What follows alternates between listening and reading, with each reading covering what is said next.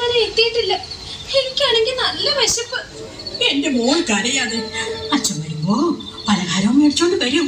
എന്റെ മോള് കരയല്ലേ മോളെ? അല്ല അമ്മേ, എന്നാ ഇനി നമ്മുടെ ഈ വിഷമം മാറുക?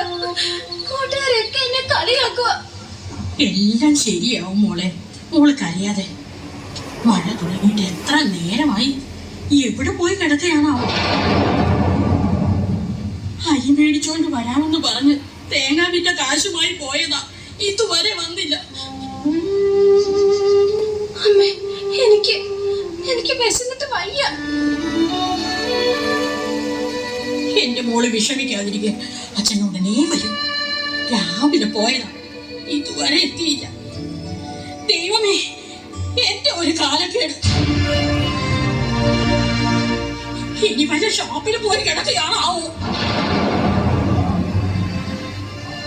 മഴയാണെങ്കിൽ നോക്കി വീട് മുഴുവനും ചോർന്നൊലിക്കുക.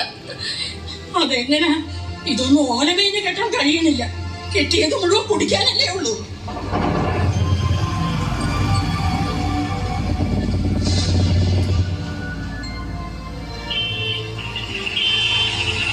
അമ്മേ, അച്ഛൻ എത്തിക്കഴിഞ്ഞു. എന്റെ ദൈവമേ, ഇന്ന് നല്ലവണ്ണം കുടിച്ചിട്ടുണ്ടെന്നാ തോന്നുന്നേ. ഇന്നെങ്കിലും എനിക്കിന്ന് സ്വസ്ഥമായിട്ട് ഉറങ്ങാൻ.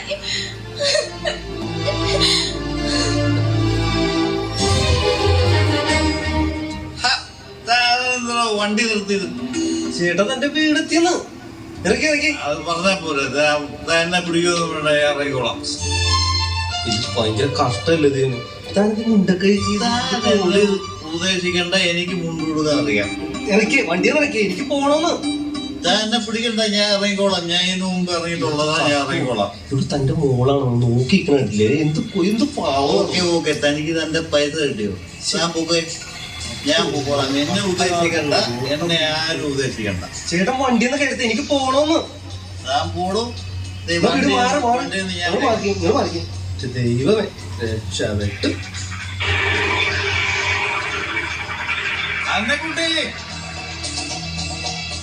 എടി അന്നക്കുട്ടി, എന്റെ മോളെന്തിയടി? എന്റെ ചക്കര മോള് മനുഷ്യ അന്നക്കുട്ടിയെ വിളിച്ച് കേറി വന്നിരിക്കുന്നു ഈ പാതിരാ നേരത്ത്.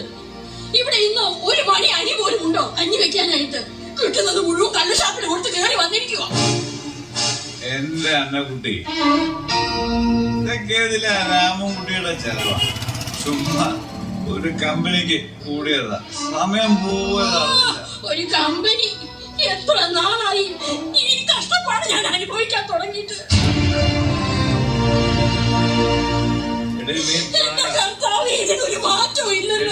നീ പിണങ്ങാതെ. ഒരു കമ്പനിക്ക് അല്ല എടി, മോളെന്തേടി? നമ്മുടെ മോള് കണ്ടില്ലേ, ഈ വീട് മുഴുവനും ചോർന്നൊലിച്ച് എത്ര നാളായി കിടപ്പ് കിടക്കാൻ തുടങ്ങിയിട്ട്. നീ ഒന്നും മിണ്ടാതിരിക്കണേ. ഒരു കഴിവില്ലല്ലോ. മിണ്ടാതിരിക്കുക, നിന്റെ തൊണ്ട തുറക്കരുത് കേട്ടോ. എനിക്കിത് സഹിക്കാൻ പറ്റുന്നില്ല.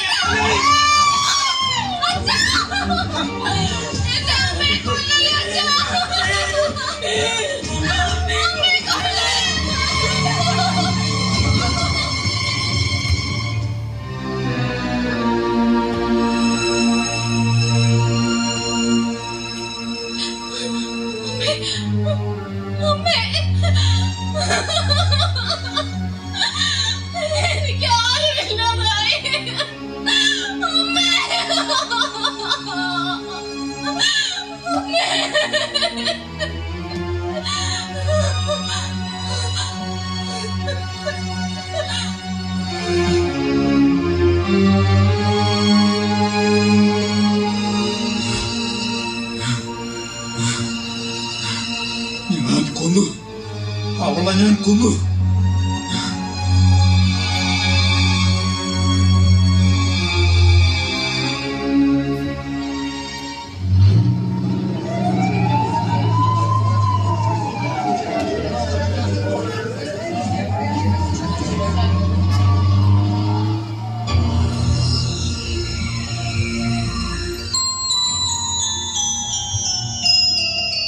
ഇന്നലെ ഭാര്യയെ കൊന്ന പ്രതിയെ കോടതിയിൽ ഹാജരാക്കണം.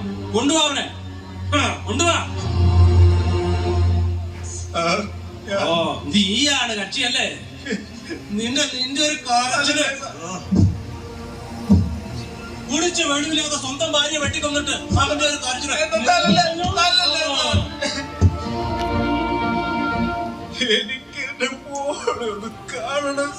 നാണില്ലാടാ നിനക്കത് പറയാ.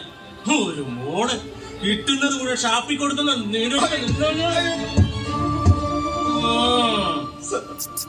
എന്റെ മദ്യപാനമാണ് എന്റെ ചർച്ച. കയ്യിൽ വന്ന പണവും പോയി. നിർത്താൻ നിന്റെ കരച്ചില്. നിന്നെയൊക്കെ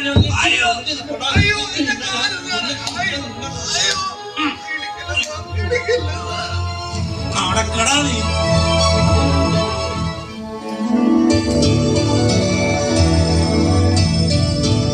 സാറേ ചായ ഉണ്ടെന്ന് സാറേ. എടോ ആ ലോക്കപ്പിൽ കിടക്കുന്നവരോട് ചായ കൊടുത്തേക്ക്.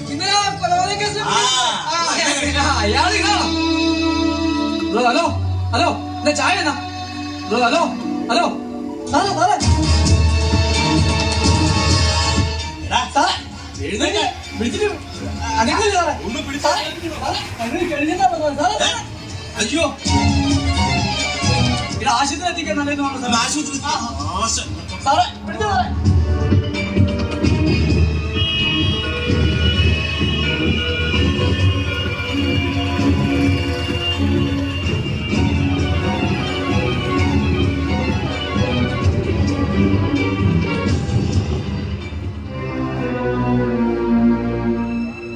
ഡോക്ടർ എങ്ങനെയുണ്ടാ പ്രതിക്ക്?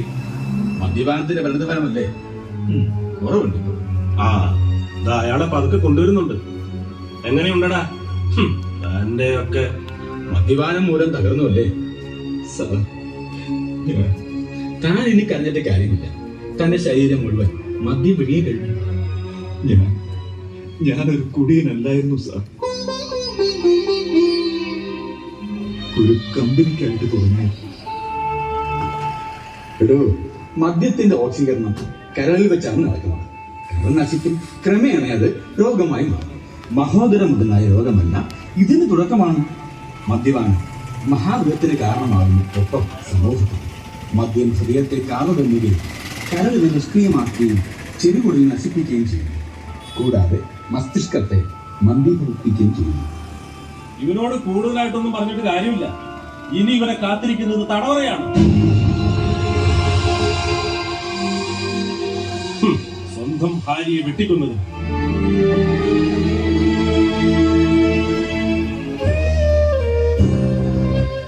ഞാനെല്ലാം മനസ്സിലാക്കും.